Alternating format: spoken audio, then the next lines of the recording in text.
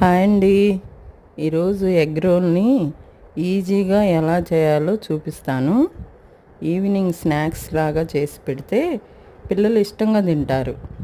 First ఒక carrot, capsicum, ఉల్లిపాయ తీసుకొని కట్ చేసి పక్కన పెట్టుకోండి.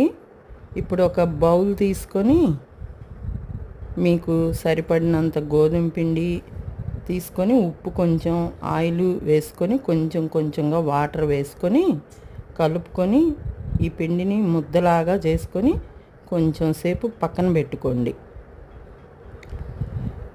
ఇప్పుడు ఒక గిన్నె తీసుకుని మనం కట్ చేసుకున్న క్యారెట్, క్యాప్సికమ్, ఉల్లిపాయ ముక్కల్ని వేసుకోండి.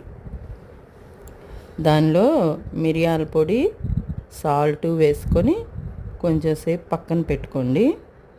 ఇప్పుడు ఒక బౌల్లో మీకు కావలసినన్ని కోడిగుడ్లు కార్చండి.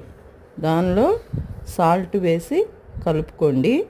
ఇప్పుడు ముందుగా కలిపిన పిండిని ముద్దలుగా చేసుకొని చపాతీలాగా చేసుకొని స్టవ్ మీద ఒక ప్యాన్ పెట్టుకొని ఆ చపాతీలను కాల్చుకోండి.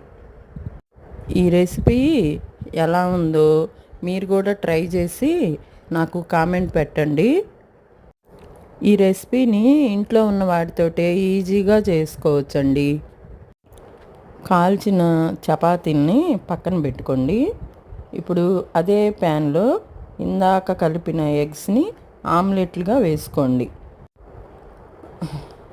చేసుకున్న చపాతీ మీద ఎగ్ ఆమ్లెట్ని వేసుకొని మధ్యలో ఇందాక కట్ చేసుకున్న కూరగాయ ముక్కల్ని పెట్టుకొని రోల్ చేసుకోండి.